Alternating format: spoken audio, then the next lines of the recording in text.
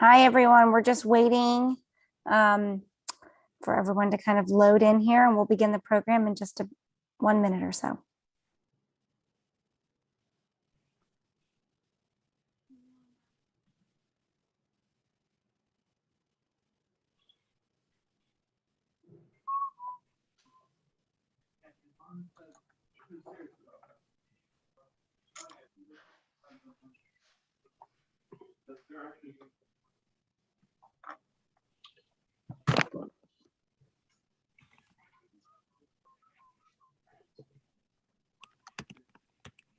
Are we able to talk, or are we just able to look at each other? Look, I guess. I can't talk. We're going to enjoy each other's faces. I'd like to say something quickly to Dan before we get started. Sure, go right ahead. Oh, thank you. My name is Richard Zachary. I'm here. I was in school in Knoxville with your dad. That's awesome. I know you hear that all the time. I see Anthony shaking his head. Has anybody already said that? I was there 74 to 77, and I spent the last hour looking things up. And I was in Stokely, the 103-98 double overtime with Kentucky, and I rave about that as the best college basketball game I've ever seen. Of course, I was there, and I'm biased about it, but it was ridiculously exciting to have your dad and Bernard King, and he's a number 2 all-time scorer for Knoxville. I looked that up too, 24.5. Well, Richard, I have I don't want to play can you top that, but I went to the Maccabee games in 1973 and saw Ernie when he was a high school senior at Great Neck North High School. That's what I'm talking about. Let the good times roll. That's right. Anyway, and this is exactly why we were so excited to do this program when we heard about the opportunity, about Dan's book. I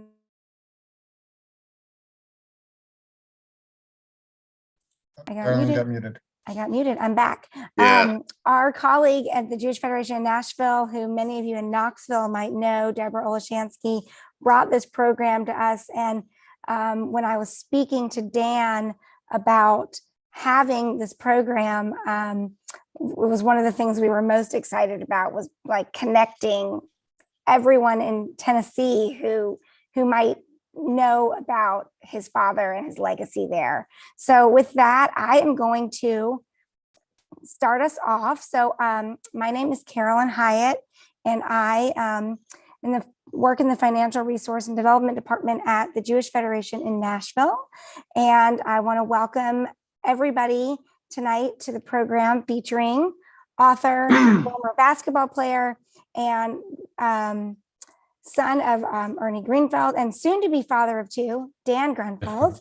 And I also want to thank, of course, our sister cities in Tennessee for joining us for tonight's event, and for encouraging all of you members of their communities to join. So thank you to my counterparts in Knoxville, Chattanooga, and Memphis, and of course, my hometown Nashville Federation team for helping to ensure tonight's great success. So thank you all for joining. I think people are still trickling in. We had a really great response to this program. And so we are going to begin, and then I think people will trickle in as we go. So I just want to start by introducing Dr. Kenneth Anker, who will be facilitating tonight's conversation. Dr. Anker started avidly reading sports sections daily as a small boy in Detroit, and with a special interest in successful Jewish athletes. For 22 years, he was a clinical psychology professor and internship training director at Vanderbilt University, an editor of 3 journals, and published over 90 book chapters and journal articles, and 5 books, including The Disability Analysis, which had 5 printings. That's a lot. That's a lot to say. An amazing accomplishment. The Tennessee legislator recognized him for his excellence in training, and similarly by the Tennessee Supreme Court as an eminently qualified vocational expert witness. For fun, he plays golf, pickleball, and is a founding member in Naples, Florida, at the Alta Rockers Band as a rhythm guitarist. His family has resided in Tennessee since 1972, and together with his wife, Felicia Anchor, they have been very active and vigorously supporting Holocaust institutions and events regionally, nationally, and internationally. Before I do turn it over to Dr. Anchor to lead this great conversation, I just wanted to ask you all if you could kindly remain muted for the program. Feel free to write your questions, any questions or comments that you might have in the chat. The CEO of our National Federation, Eric Stillman, will help facilitate the Q&A that takes place after their conversation. So we'll try to get to as many questions as we can in this hour program. So without further ado, I'm going to turn it over to Dr. Anchor and welcome Dan Grunfeld as well to your living rooms. Thank you so much. Awesome. Well, so I'm very excited. I just want to thank you, Carolyn, for the great partnership here in setting this up. And thank you, Eric, as well. And to our dear friend, Coleman Hoffman, who I hope is on the call, who made this introduction, a big Knoxville friend of our family. So thank you to all of you. And Ken, I'm excited to chat with you. Great. I'm looking forward to it as well. And thanks to everybody who worked hard to put together this program tonight. I think it's going to be very, very exciting and interesting to me, as well as to all of the people who have tuned in. With this book, Dan has done something that is really quite extraordinary, in my opinion. I highly recommend that you not just put it on your bookshelf, but you actually read it. I read a lot of sports books. John Feinstein probably is a good representative of quality books about sports. This is way, way, way beyond a sports book, as we'll get into. And I want to commend and thank Dan for this mitzvah that he's created for not only the Jewish community, but the community at large. I'm going to introduce Dan with just a few statistics that'll probably embarrass him a bit, but he's probably heard much of this before. Dan was born in '84. He was born in New Jersey. His dad was involved with the New York Knicks as general manager very early in his life, and he got to run around and watch and meet the New York Knicks, and that was kind of a playground for him. But he played himself and really distinguished himself in his own right as a very, very fine athlete, which I didn't know about until I read the book. In high school, he averaged 24 points and 7 rebounds. He shot 61% from the floor. This was before Stephen Curry ever came along. He was the MVP in his high school conference. He was all-state first team. The Sporting News labeled him as the best basketball shooter in high school among 3,000 athletes. He proceeded to go to Stanford, very, very fine school academically and athletically. He had a stellar career there. He was a prolific scorer until he ripped his knee. But even after that, after having a serious injury for a basketball player, he returned to play again, and he became academic All-American. He played in the Maccabee Games for the U.S. and won a gold medal playing against Israel. He played pro ball all over the world, including for teams in Israel. And later in his athletic career, he applied for Romanian citizenship for the sole purpose of being able to play for the Romanian national team. He being of Romanian heritage, and Dan and I share a number of things in common, and that's one of them. My father's family also came from Romania and were wiped out during the Holocaust. He has played on, he after finished playing, he went to Stanford again for his MBA, where he's had careers in technology, finance, and also is becoming a notable writer and author, writing for various leading publications, which I won't list here.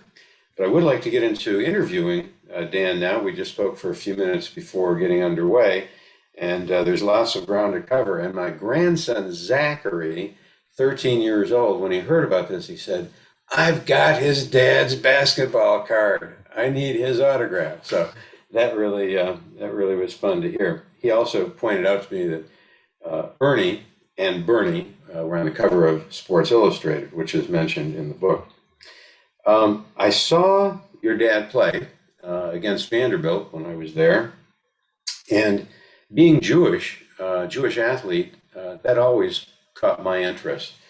And there were very few, of course, and still are, relatively speaking. Your dad is the only NBA player with parents who survived the Holocaust. I think that probably will be a distinction that will solely belong to him. I have one surprising incident that you may not know about your dad, or at least you didn't include it in the book.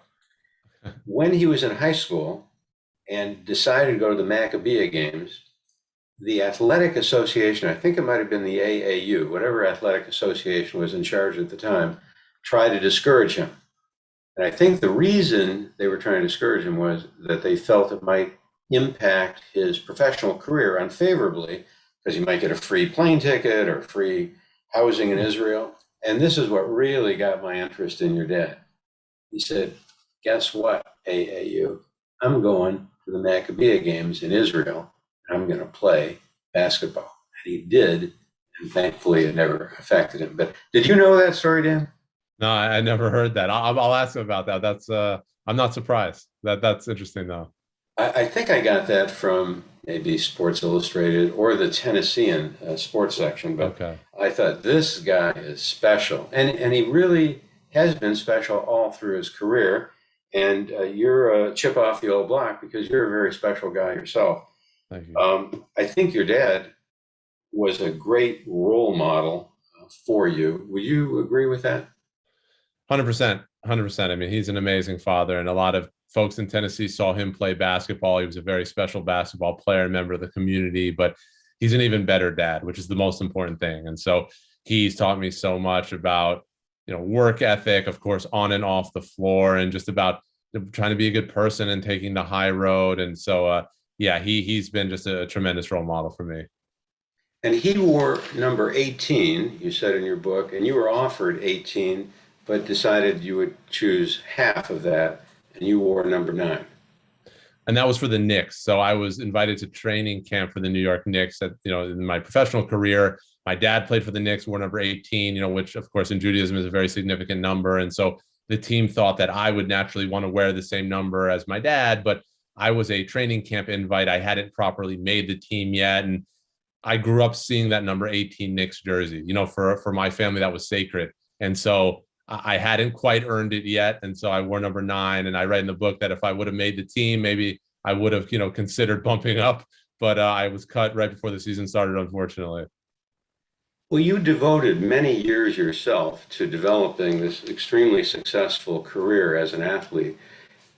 Looking back, do you feel there was some sacrifice that you made on your part to devote so much time and energy to developing your athletic skills? Absolutely. Tremendous sacrifice. And that's what it takes. You can't, it's very hard to be a high level, anything you want, you need to sacrifice for. And I certainly did, but willingly. And, from my book that I was so driven to succeed as a basketball player, not only because my dad had done it and was very well known in the game, and of course, I talk about this in the book, I had family members who weren't able to live out their dreams, right? My dad lost all his grandparents in the Holocaust. And so all that history always weighed on me and always stuck with me. And so I wanted it so bad that I gladly sacrificed many things to kind of pursue my ambitions on and off the basketball court. I wanted to quote one item that from your book. I did a lot of underlining and circling, but there was one that I wanted to share with the audience tonight, because you said it so well. The true value of playing in the Maccabea games was the realization that Israel is my home. Israel is home to every Jew in the world, whether they know it or not. So your time in Israel was extremely meaningful to you. Absolutely. I hadn't been to Israel until I played in the Maccabea games in 2009. You mentioned my dad playing in 1973. it's funny because when my dad was a junior at Tennessee, he made the United States Olympic team and he won an Olympic gold medal in Montreal. But he won a silver medal in the Maccabi Games, and I won a gold medal. So he might have, we always joke in our family, you have an Olympic gold, but I have a Maccabi gold. You know, his is a little bit heavier than mine, I must admit. Well, that's great. Being in Israel was life-changing, you know, for the first time. And my dad, you know, was born and raised under communism in Romania. He came to America at 9 years old. He didn't speak a word of English. He had never touched a basketball. But when they left Romania, they had passports to go to Israel. It was really the state of Israel that opened its arms to families, you know, who survived the Holocaust, like mine, you know, after the war. And at the last minute, my family ended up coming to the United States. And, you know, there wouldn't have been an Ernie and Bernie show without that kind of last minute decision, right? He came to the United States, found basketball, and the rest is history. But Israel was there then for Jews around the world, and Israel is there now. And we need a land, you know, to protect and preserve the Jewish people. And so, yeah, I just felt so connected to Israel playing there, and it, you know, it's just a special place and will always be. Well, you mentioned Bernard King just a moment ago, and we were talking before the program started. Bernard King came from New York also, but did not know your dad. And I was wondering, did your dad's presence at UT have any influence, do you think, on Bernard King's decision to come to Knoxville? Yeah. So, you know, Bernard was from Brooklyn. My dad was from Queens. They didn't really know each other in New York City in high school, but my dad still talks about when Bernard, because Bernard's a year younger, when he came for his official visit, of course, my dad was the one who took him around, and they hung out and they clicked right away. And I think it helped the volunteer staff with Bernard to be able to say, look, Ernie came from New York City. He's doing really well here. They love him. He loves it here. You know, it was kind of a little bit of a sense of home. And so I think it helped. And, you know, the results kind of speak for themselves. I mean, and I was mentioning to you, they still talk every month. You know, Bernard texted me a month ago just to tell me he was proud of me for how well the book was doing. And, you know, I still call him Uncle B, and he still calls me Danny Boy, you know, so and that, you know, from reading my book, Ken, basketball is a connector. You know, the ball doesn't care what language you speak, what color your skin is, what religion you are, where you're from. It brings people together. And so for my family, it was so profound, you know, surviving the Holocaust, my family fleeing communism, my dad losing his older brother, you know, as I write about in the book, which was probably the biggest tragedy of my family. But there's basketball, right? To heal, to connect. And it definitely did that with my dad and Bernard. And Bernard, of course, became this incredible, they were both incredible college players. Bernard became an even more incredible NBA player, if that was possible, right? An all-time great. And he still says that, you know, Ernie was my best teammate. And it's very rare that two superstars actually make each other better. And that's what they did at Tennessee. And I think that's why some of the conversations early about the excitement, you know, at Stokely and around the Vols, that was why those guys, what they did was so special. And so Bernard, you know, if you look at the back of my book, there's a quote from Bernard talking about, you know, what him and my dad did together. So very special relationship. Well, here's a little bit of trivia that I think you probably wouldn't know about because it was before your time, but you spent a lot of time in the book talking about how your dad styled his approach to playing basketball, in large part based on his admiration for Dave DeBusschere. Right. I grew up in Detroit, and my favorite basketball player growing up in Detroit was Dave DeBusschere, who played for the University of Detroit, which is a Catholic school. He, of course, was by far the best player on his team, but they would play Big Ten teams like Ohio State with Jerry Lucas and Siegfried, an all-star, all-American cat, against the University of Detroit with some very good players, not excellent players, but Dave DeBusschere would put them into a very close game. They would usually lose, but not by much, or they'd even go into overtime. So your dad really picked an amazing guy, and he had a great career too. Did you ever see Dave DeBusschere play? I didn't see Dave DeBusschere play, but he was the general manager of the Knicks who signed my dad and traded for Bernard. So they were reunited for the Knicks. So I knew Dave DeBusschere, and you know, he wore number 22 for the Knicks. Number 22 hangs in the rafters in Knoxville. You know, that's why my dad wore it. And you know, DeBusschere was known for his heart.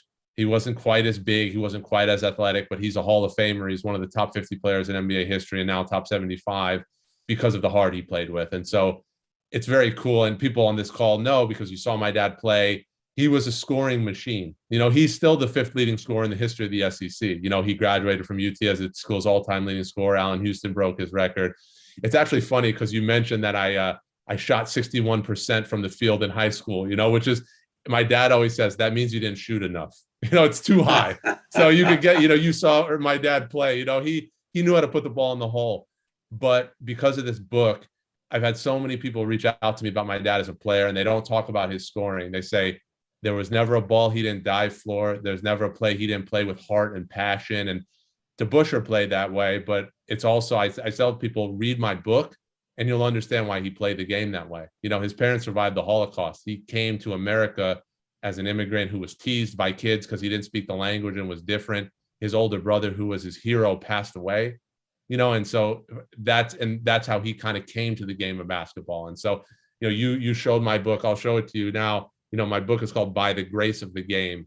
And it's only through the grace of the game of basketball that that this happened to my family, from the ashes of the Holocaust to the rafters in Knoxville, Tennessee. That's the journey.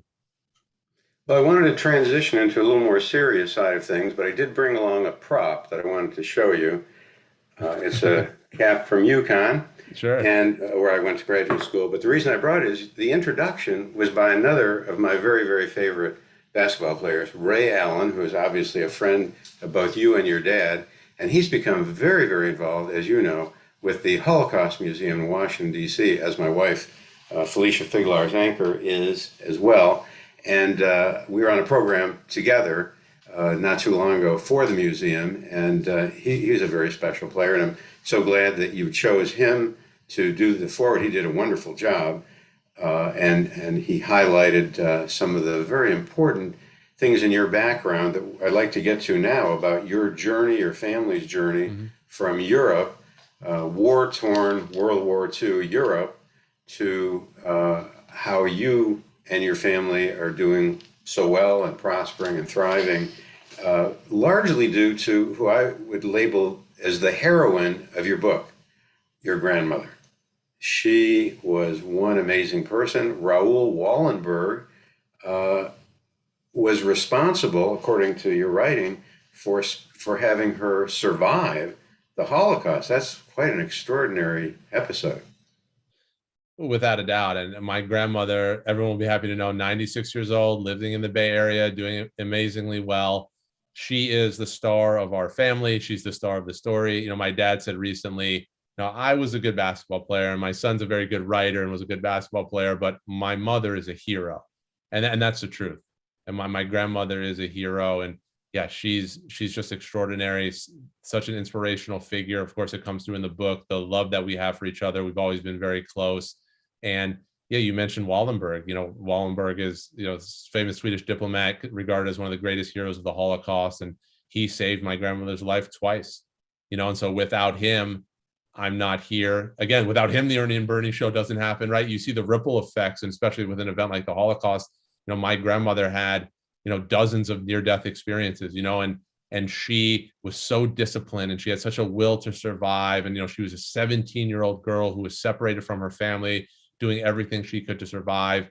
But she has such amazing perspective, and she'll say, I did all I could, but you needed luck. Back then there was, you just needed luck. And so she had the luck, she had the willpower, and she was one of the lucky ones. But without so many things, that trickle down effect is kind of so profound. But Wallenberg was such a big part of that. And you talked about Ray Allen, who wrote an amazing foreword. He's such an advocate for Holocaust remembrance and education, was appointed to the board of the Holocaust Museum by President Obama in 2016. The street that the Holocaust Museum is on is called Raoul Wallenberg Way, after Wallenberg. So he'll always be a symbol for my family. I mean, he's a true hero. He is a true hero. Well, this will just be a little teaser for the audience, but Buddy Hackett has a little bit of a role in your book and helped your grandmother as well. But we won't spill all the beans on that. It's a fascinating episode, and I see Buddy Hackett. I think he's the late Buddy Hackett now, but I see him in a little different light for his generosity for what he did for your grandmother.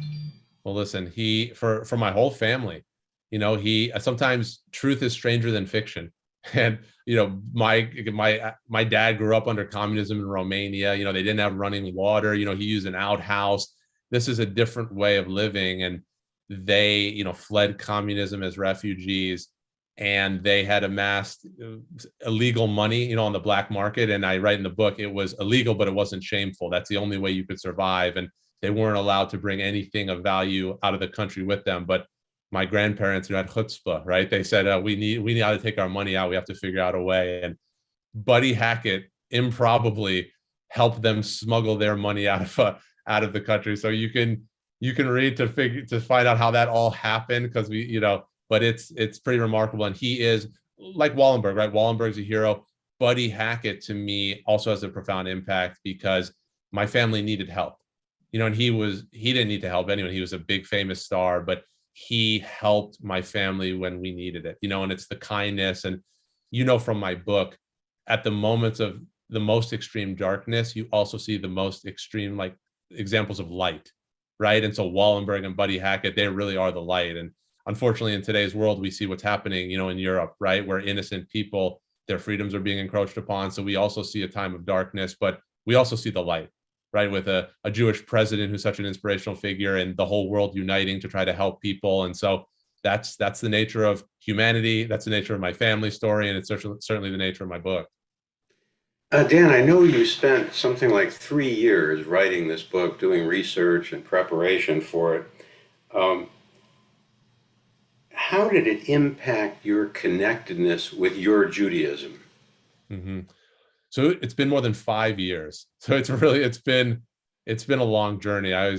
People ask me a lot about writing a book, and I say the story has to be in your heart. It takes too long. There's too much physical and emotional energy required. So yeah, I've been working on it for a long time, and it's brought me closer. And I was already close to my Judaism, playing in Israel, growing up, understanding that my grandparents are Holocaust survivors. Again, my dad wearing number 18 for the Knicks, and, Judaism being an important part of our identities. But just learning all the details of what happened during the war, and our family experience, and how Judaism has been such an important part of that. And from the book, my birth was planned around the NBA basketball schedule. My dad was playing for the Knicks, and I was delivered by C-section. So they planned my birth so my dad could be there for the birth and for the bris. And so they went on a road trip. He was there for my birth. He went on another road trip. He was there for my bris, right? So I was literally born around basketball and Judaism,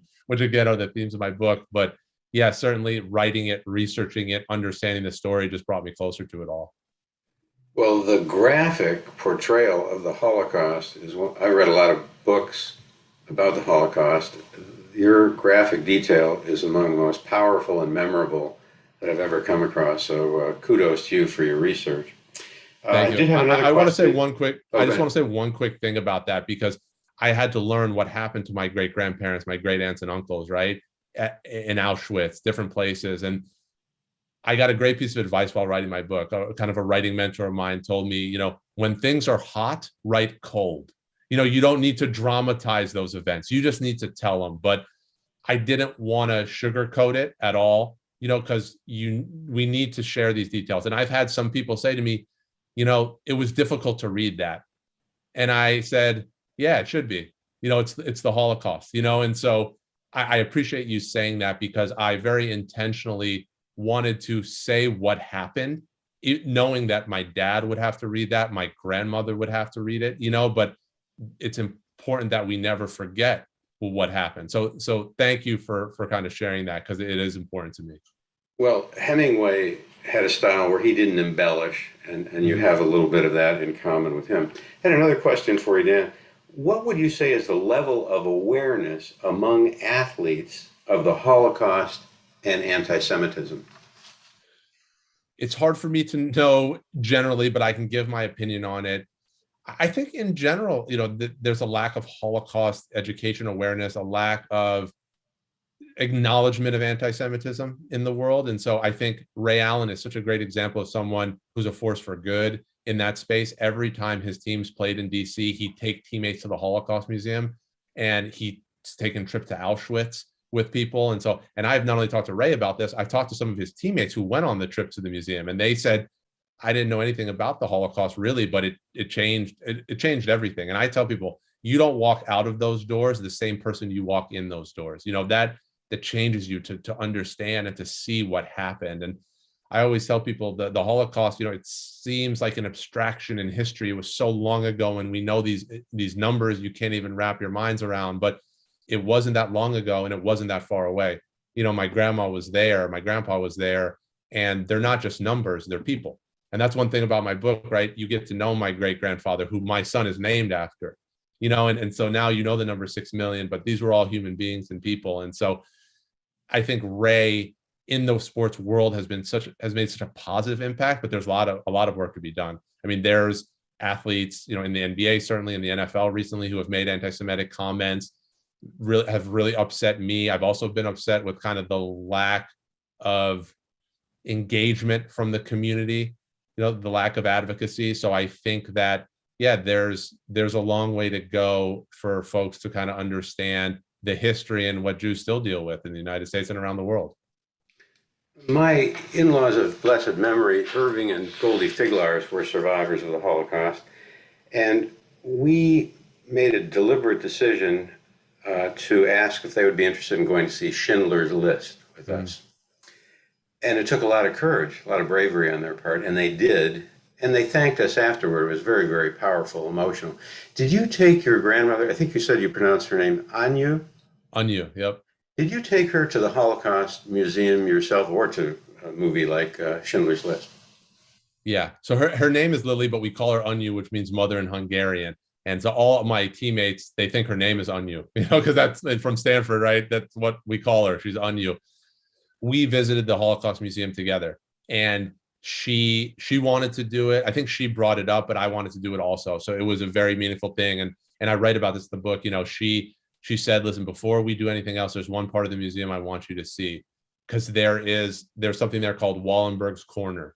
And it's a little exhibit in the museum that's dedicated to Raoul Wallenberg. And my grandma still talks about him, and he saved her, and she even feels guilt that they weren't able to save him, because he risked his life and ultimately lost his life trying to protect Jews. And he's a Gentile, and he came to Budapest at the time, and he saved 100,000. And I actually don't write this in the book. There's a narrative arc, and there are certain details. Someone gave me another piece of great advice while writing, which is you can have anything, but you can't have everything. So you can have any detail you want, but you can't have all of them. And one cool detail that just didn't quite fit in with the way the pace was going is when we were at the Holocaust Museum, we were looking at Wallenberg's Corner and just reading about him and kind of silently reflecting. And a tour guide with about 6 to 8 college kids came by, and he said, this is Raoul Wallenberg. He was in Budapest and he was a hero there. I don't have more detail. He kind of didn't know about Wallenberg. And I interrupted. I don't know what came over me, but I said, excuse me, Raoul Wallenberg saved my grandmother's life twice. I'm sure she'd be happy to tell you a little bit about him. And she talked for like 20 or 30 minutes, and everyone was crying and hugging, So I'll never forget it. It was really, really special. But just to go to the museum with my grandma, to just feel that history with her it's a priceless experience, even though it's a difficult one. I have just one more question, Dan, before we'll go to the Q&A. I know there's people that are eager to ask questions. Yeah. Are there any books or other writings that influenced you, and ones you might recommend to heighten awareness among youths on these subjects of Holocaust and anti-Semitism?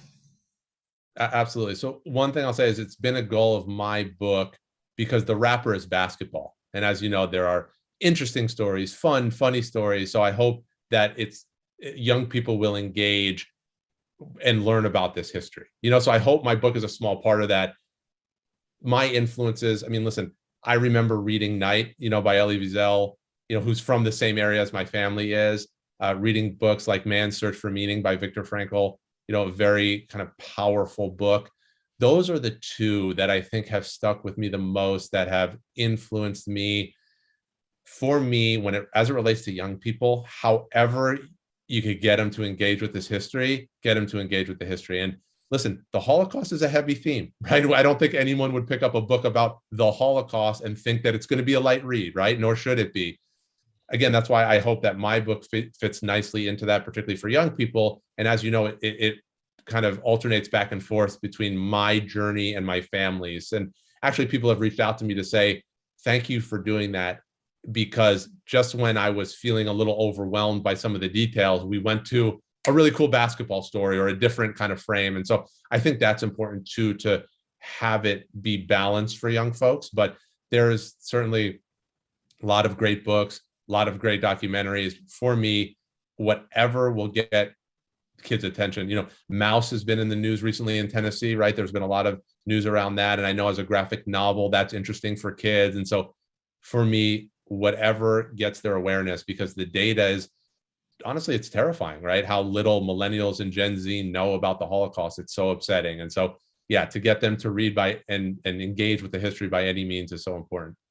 What is your next writing project, if you have one going on now, Dan? Yeah, thanks. So I love to write, and I always say, like, writing is in you, and it's always been in me. It's something I've loved to do. People say, are you going to write another book? I would like to, and I will, but I'll hold there'll never be another one like this, because this is my soul on a page, right? This is my family's story. This is my grandparents surviving the Holocaust, my dad improbably becoming this big basketball star, and of course, Tennessee playing such a big part of that. So this is the one, right? But I think there are other stories I'd like to tell. There are other ideas I have.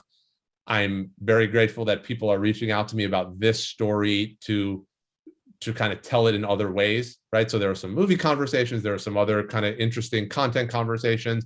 Definitely want to explore those. And first and foremost, want this story to be told as far and wide as possible, because it means so much to me. It's just, it is in my heart, truly. But hopefully, after that, I mean, you've had 5 print runs of a book, so I'm trying to kind of be, following your footsteps in many ways and have success with this one, and then transition to hopefully some other projects.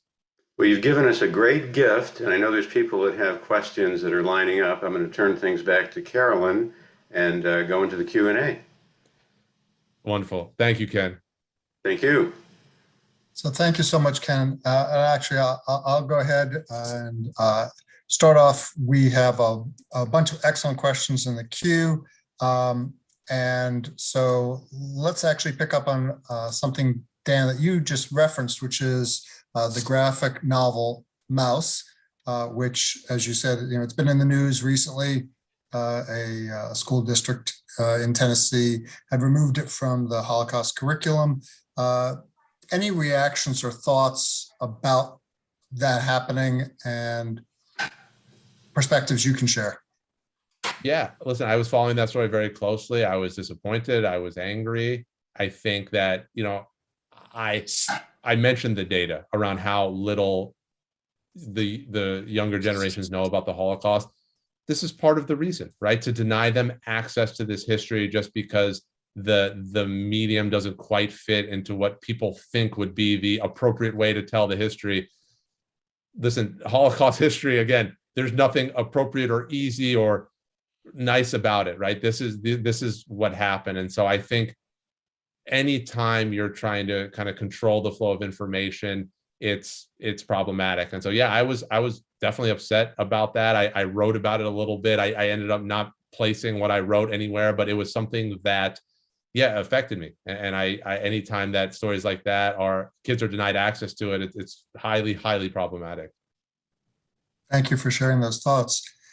On another relating topic to anti-Semitism, one of the questions in the chat was, in looking back on your college playing days at Stanford, do you recall experiencing any form of overt anti-Semitism?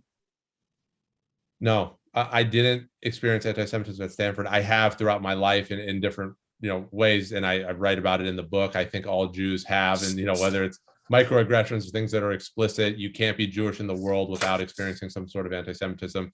My dad says he didn't experience anti-Semitism in Knoxville. I'll tell you this, though, when I was getting my MBA at Stanford, we have this beautiful campus. Phil Knight, the founder of Nike, is an alum. And so it's called the Knight Center. And it's just this beautiful, idyllic campus. And my second year in business school, it was defaced with swastikas, and so, and that wasn't targeted at me directly, but it is. I'm a Jewish student on campus, and I met with the administration. about what the response should be. And I just wanted them to know how upset I was that this happened and that there needed to be a really strong response to it. And so I write in the book, anti-Semitism, even if it's not present to the naked eye, it's always there under the surface. And it's a reality of the world we live in. That's why we have to stand up for ourselves, stand up for each other, and be tight as a community. Very much so. And actually, as a follow-up question, I'm curious, when you met with the administration and you gave them this feedback, do you feel as if that particular university, did they respond in a way that you consider to be satisfactory? They did, initially, because there was an initial response that I didn't think was strong enough, and I was not pleased with it, and I let them. And I remember sitting in one of the dean's offices and said, my grandparents survived the Holocaust. I'm here at Stanford. Like, there were swastikas on our campus. Everyone needs to know what a big problem this is. But they did. I always give Stanford a lot of credit. They stand on the side of what's right. And so, yes, they did handle it in the right way ultimately. And they heard me. They listened, they heard me. And so I was very grateful for that. That's terrific. There unfortunately are obviously other circumstances happening at other schools where people don't feel as if the university has responded adequately, satisfactorily. You had also touched on in your remarks, obviously there's a war going on right now in Ukraine. Russia invaded. And one of the questions in the chat, which you kind of referenced, is this something that you've discussed with members of your family? And if so, any thoughts, anything that you feel comfortable sharing with us about what those conversations have been like? Absolutely. It's hard for us to discuss almost anything else, honestly. It's just upsetting as a human being, when you see innocent people being attacked, killed, their freedoms being taken away, their lives being taken away, families being separated. It's awful, regardless of who you are and where you come from, to see scenes like that. For me, knowing that it's triggering in a sense, knowing what happened to my family. And so, but just as a human being, it's so deeply upsetting, and we're all just hoping and praying and wishing that things work out. And I think, as I mentioned, in times of darkness, there you see the light. It's been to see the international community band together, the tech community. I live in the Bay Area. I happen to be in the Washington, D.C. area now with family. So I'm with my dad, and my wife is from this area as well. But to see the tech community, from Silicon Valley kind of band together to it just shows that people want others to have freedom and to have rights. And so to see this happening in Europe, it's awful. It's so upsetting. And so we're just, you feel powerless too, right? There's nothing really, you want to donate money or donate time. And, I talked to a group earlier today, actually, and someone mentioned that because my book has been described as timely over the last 3 months, just because there's been a rise of anti-Semitism and there's all these kind of, issues. So my book kind of taps into that, but it's unfortunately even more timely in the last week. Right? There's a direct correlation between what happened then and what we're seeing happening now. So we could just hope and pray that it works out and do all we can to be on the side of good. Thank you. Appreciate your sharing that with us. One of the other questions that was in the chat referenced how in your book that you refer to the fact that the Roosevelt administration during the war did not pursue an opportunity to go after Eichmann. And that the question was asking, sort of in a slightly broader sense, if you feel that you can comment on the Roosevelt administration's failure to address the final solution after it had been confirmed, when there was still a chance to act. Yeah, absolutely. And so I do mention that there was intel that they knew Eichmann was in Argentina. There was the Cold War, and it didn't kind of advance U.S. interests at the time, so they didn't make it a priority.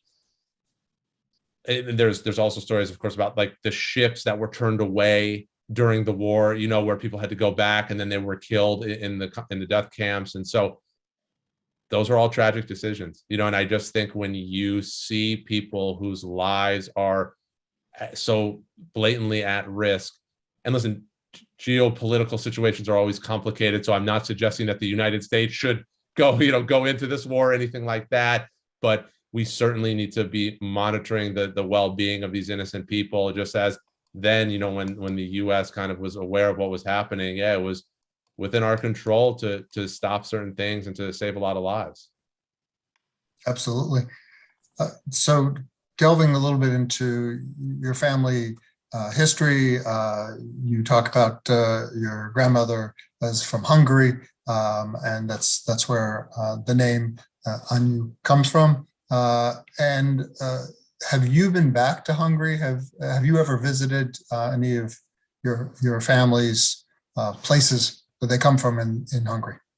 Yeah, so it's Romania today. It was Hungary during the war. So so my dad is born and raised in Transylvania, so on the border of Romania and Hungary. And so and the language is Hungarian, the food is Hungarian, but my dad is technically Romanian. And so I have been to Romania. I played for the Romanian national team briefly. I've never been to the city my dad is from or the village that my grandmother was born and raised.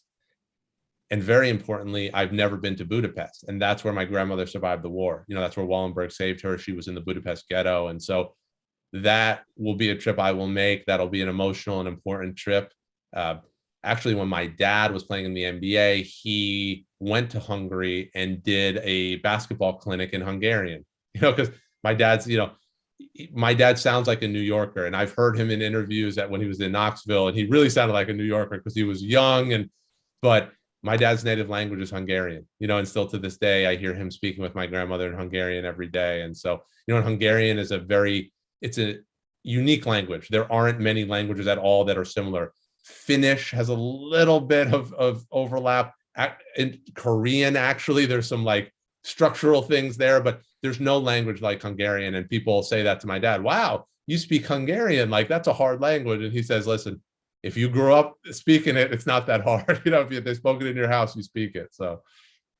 Absolutely. And I've been to Budapest twice, actually, on Jewish Federation missions. It's an incredible city. So when you have the opportunity, I highly recommend the opportunity to go. So sticking with a question relating to your grandmother, one of the questions in the chat was actually, if your grandmother had not moved to California, do you think you might have played your college basketball someplace else other than Stanford? 100%, because and those who've read the book know this. I wanted to go to Stanford since I was in 7th grade, and it's because my older sister was looking at colleges. We visited my grandma and toured Stanford's campus, and I became obsessed. It wasn't a casual thing for me. It was like all systems go, get yourself to Stanford. And so, without that level of focus and determination, I don't think I ever get there, because Stanford was like a top program. It's a great school. I wasn't like a shoo-in. So I don't know if those circumstances didn't kind of coalesce. I don't think that happens. And the Tennessee Volunteers recruited me very heavily, Buzz Peterson, and I thought about it. I said, wow, that'd be so cool where my dad played, but ultimately my heart was in Palo Alto, and so I don't think it would have happened without my grandma being there. That's an incredible connection, and for you to have, from the age of 7 to have had that as a goal, and to have 7th grade. So it wasn't 7th grade, okay. But I was still young. I was like 12, right? So it's like you're still pretty young. You're absolutely correct. There are not a lot of 12-year-olds who are thinking about college. Yeah, no doubt about it. So in your remarks, you'd also talked a bit about Ray Allen, and there's many people who have heard and learned about Ray Allen and his passion relating to the Holocaust, although not everybody does. And so the question that was put in the chat is, can you say a little bit about Ray Allen's story? How is it that he became so passionate about the Holocaust and to go to the lengths that he has gone to educate others?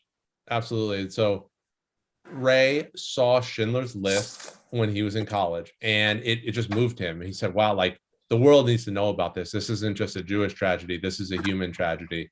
And he gained a tremendous amount of notoriety through basketball. And Ray doesn't just talk the talk. He walks the walk.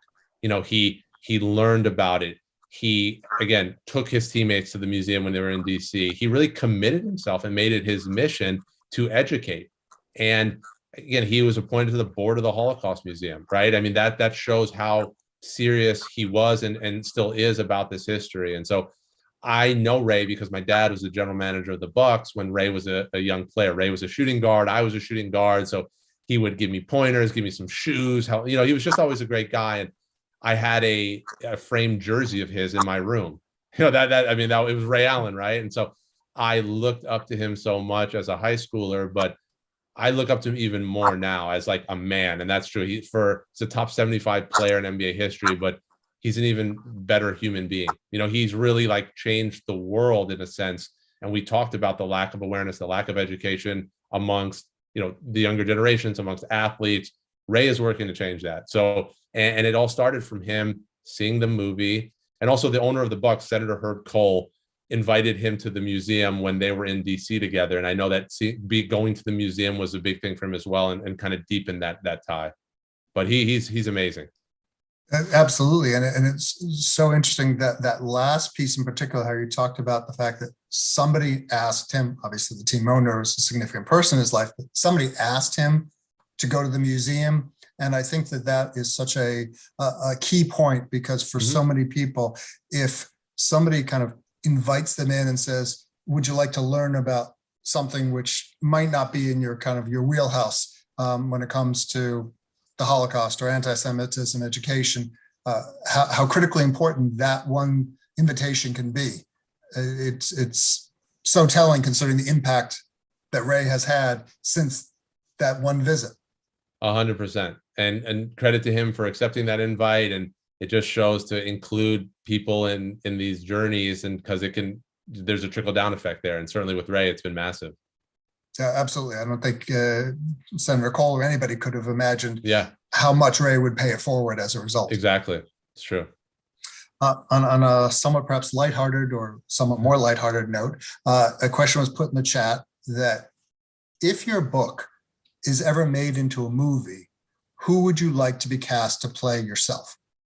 It's a great question. Someone asked me that recently. I said a young version of Woody Harrelson, right? But because he was good in White Man Can't Jump, but I guess that doesn't quite translate now.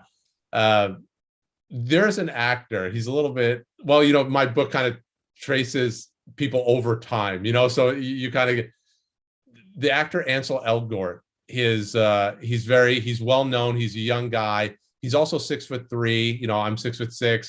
And he's a good basketball player because, you have to be, because there's so much basketball, you have to kind of be able to do that a little bit. So that might be a cool one, but hopefully there will be a movie, and we're having those discussions now, and then we'll have to have those conversations. Who will play my dad in Knoxville? That's another question I have to think about. Well, and you're, as you say, because you look at different periods of time in your book, different actors could play the same character at different ages and stages of a person's life. So I think that's that's a fascinating thing. And, there are movies where when they move back and forth in time, and they do have different actors, whether it's a child actor or an adult or an older actor. Perhaps you could, if you do pursue the movie deal, if it comes to fruition, which would be wonderful, that there could be multiple actors who could be cast, to play your character, to play your father. We should be so lucky to have to make those decisions. My fingers are crossed. I'd love to be in that position. Absolutely. Now, this is a follow-up question, which was not in the chat. However, it makes me think of which is, if your book were made into a movie, can you think of an actress who you would want to play your grandmother? That's a good question. For all the media I've done for the book, no one has ever asked me that, and I haven't really thought much about it, although I should have. My grandmother is such an elegant, graceful person. And I write this in the book. A friend of mine from business school came to her apartment and had dinner, and they asked after, was she like royalty in her home country? And I said, not exactly. She's a Holocaust survivor, but the way she carries herself.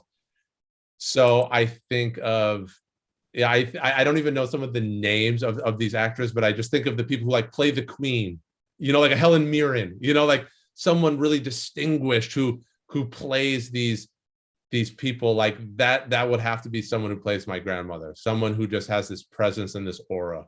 I like Helen Mirren. Let's go with that. She's very good. Absolutely. And of course, she has to work on her accent because my grandma has a very thick Hungarian accent. So she'll have to perfect that. Absolutely, for sure. Oh, Meryl, somebody just put Meryl Streep, can play anybody. That was, You can't go wrong with Meryl. Listen, you can't go wrong. She was the Iron Lady. Actually crossed my mind, because I'm thinking who played like stateswoman, like, yeah, Meryl. Yeah, you can't go wrong. for sure. So we had one more question that was put in the chat early on, which somebody who's from New Jersey and was curious, where in New Jersey did you grow up? I grew up in Bergen County, so in Franklin Lakes, New Jersey, so outside of New York City. And my dad we moved there in '82 when my dad was signed by the Knicks. Bernard was traded to the Knicks in '82, Bernard King, and he bought a house up the street from us. So Bernard also lived in Franklin Lakes. So my dad and Bernard would drive to the games together. And, I'd come home from school and Uncle B would be there at the kitchen table. And so, yeah, Franklin Lakes, New Jersey. I was going to say, I'm sure that most of the residents of Franklin Lakes never had a clue before your dad and then Bernard King would move in that they'd have people of such stature, That's no right. pun intended, moving That's into right. their neighborhood. That's right. Exactly. Well, this is fabulous. So I know before we're going to do wrap up, which will be by Carolyn, that Anthony from Memphis had asked if he could go off of mute. So I'm going to give him a brief opportunity to do so. Yeah. Hey, Dan, how you doing? Anthony, how are you? I'm doing great. I'm representing Memphis here, and your dad had quite an impact on me. I was born in '67, so I'm almost 55, I guess 12 years behind your dad. And I'm sure you know Doc Weiner. I know. Yeah, absolutely. Yeah, well, Doc Weiner, who passed away a couple of years ago, of course, was an All-American at Tennessee 18 years or so, 20 years before your dad. And what your dad, when he was in college, would come to Memphis. I'm between 6 and 10 years old when he's in college, comes to Memphis. We'd always take him out for a steak dinner. Don't tell the NCAA.